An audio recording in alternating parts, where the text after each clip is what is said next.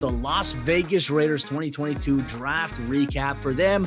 Obviously, no round one pick for them, no round two pick for them because their first and second round addition was Davante Adams. They drafted Davante Adams. That was a great pickup for them, by the way, to add to this arsenal with Derek Carr, Darren Waller, Hunter Renfrow, Bryan Edwards. You know, for the Raiders, there was a lot of questions for them right before the NFL draft. They declined the fifth-year options on Josh Jacobs, Clell Farrell, Jonathan Abram. And so this year in the NFL draft, new regime under Dave Ziegler and now Josh McDaniels. Round 3, pick number 90, the Las Vegas Raiders, they selected Dylan Parham, an offensive guard out of Memphis. Now, for the offensive line, the run game is going to be very crucial for this Raiders team going into 2022, and Josh Jacobs will have a chance to audition and prove that he should be extended by the organization. You do get Kenyon Drake back, who suffered that freak injury where he broke his ankle and had to be carted off and had surgery. He should be up to par and up to standard there. But you know what? They also brought in a little bit of competition. Round 4, pick 122, and Zamir White, running back out of Georgia as well. This is definitely not your typical Las Vegas Raiders draft that we've seen. Like we said, they didn't get the luxury of a first and second round pick. I mean, on paper, I feel like the Raiders actually had a pretty decent draft here. I feel like saying this is not the typical Raiders draft is a vast improvement, given what we've seen with some of these. It's a massive compliment, too, by the way, Raiders Nation. Don't take that the wrong way. Massive compliment. I think this was a great draft if you were a Raiders fan. Dylan Parham, I think it's an interesting one. He's a very versatile offensive lineman. Took both reps at guard and tackle, and also went to the Senior Bowl as well. More than likely going to fill in at guard alongside Andre James and Colton Miller.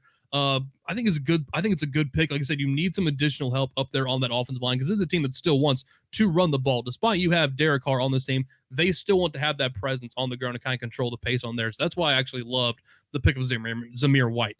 This is a guy who I was a big fan of at Georgia. Like I said, the only issue was the fact that he has torn his ACLs twice. Once going into college right before he got to Georgia, and once also right there during his freshman year coming back during his rehab.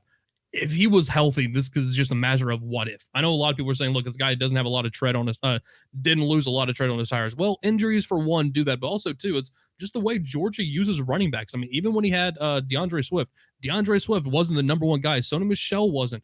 Todd Gurley wasn't the number one. Like, they love to rotate guys in and out. It's kind of just the way they go. It's not like in Alabama where you have, okay, Najee Harris, you're getting the ball every single play. They don't necessarily do that the way at Georgia. So to see Zamir White go here, I love the move. Like I said, they talk about, you decline the fifth-year option for Josh Jacobs. Then you have Kenyon Drake also on that one-year deal. Zamir White, while he might not necessarily pay off massively this year, barring how some of these guys come back in from injury especially, or barring an injury during the season itself too, you're probably looking at your starting running back for the Las Vegas Raiders next year with Zamir White. And it's a guy, like I said, over 6 foot, brings the hammer, ran a 4.4. Like, the guy has legitimate track speed.